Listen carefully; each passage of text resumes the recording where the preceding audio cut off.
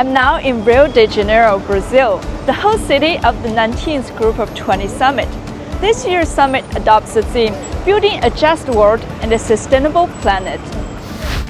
As leaders meet for the meeting, it is widely expected that the G20 will play its role as the premier forum for international economic cooperation, inject impetus into world economic growth, and chart the course for improving global economic governance.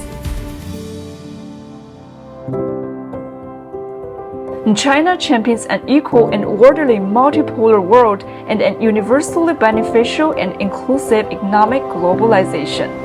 China stands ready to work with other parties to strive for positive outcomes of the Rio de Janeiro summit in upholding multilateralism, building an open world economy, and supporting sustainable development.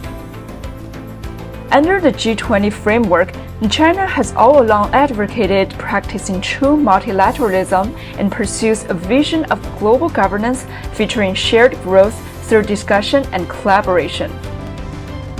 From being the first to explicitly support the African Union's membership in the G20 to bridging the digital divide between the North and South, China has consistently contributed to improving the global governance system and enhancing the representation and voice of developing countries. I think the biggest contribution China can make is to make sure everybody sits at the table.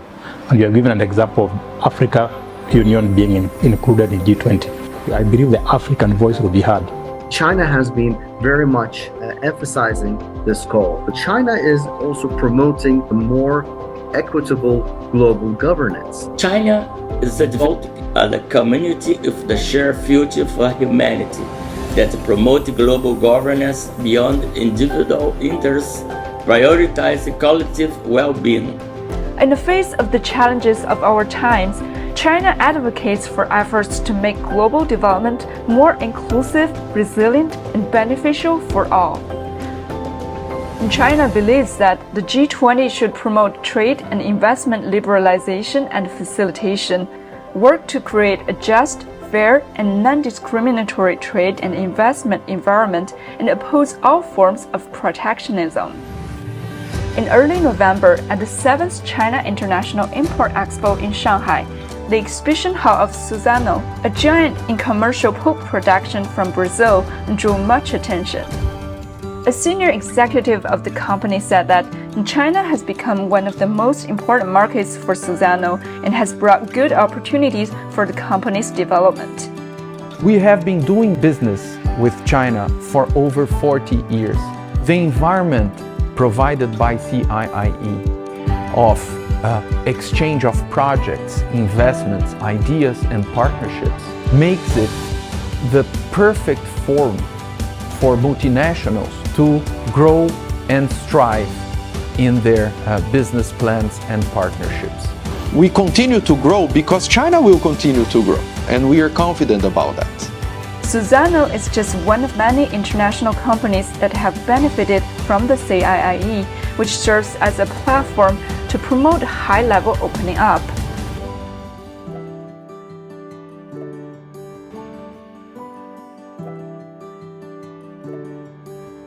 For many years, China has actively participated in cooperation to accelerate the implementation of the UN 2030 Agenda for Sustainable Development, and has called for the promotion of sustainable development through multilateral mechanisms such as the G20. In November 2023, Indonesia inaugurated Southeast Asia's largest floating solar plant, which spreads above the Sirata Reservoir in West Java province. Constructed by a Chinese company, it can produce 300 million kilowatt-hours of energy annually, supplying clean electricity to around 50,000 households. Sirata Floating PV is a very important project for national state electricity company, but also as Indonesia as a whole.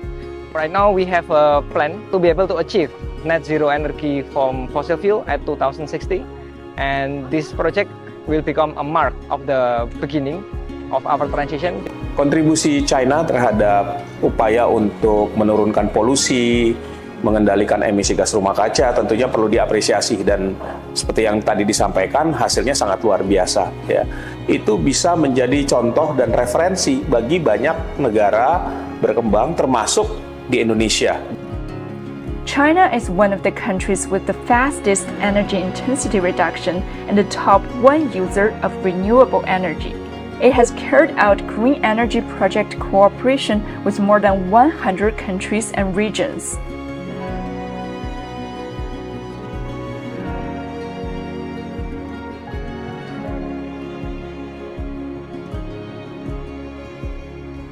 China advocates placing development at the center of the international agenda. It is committed to a path of green, low-carbon, and sustainable development. Since China proposed the Global Development Initiative 3 years ago, it has received support from over 100 countries and international organizations with collaboration on more than 1,100 projects. As the Rio de Janeiro summit convenes, many are expecting G20 members to strengthen solidarity and cooperation to meet contemporary global challenges. There is economic growth should also be tied to sustainability. That growth should lead to equalization, should make sure that nobody is left behind. China's proposal resonates with contemporary calls for a fairer economic recovery, energy transactions, and reduce inequality. This leadership presents a model of progress and international cooperations, where each nation contributes its unique strengths, jointly builds a more equitable and sustainable future.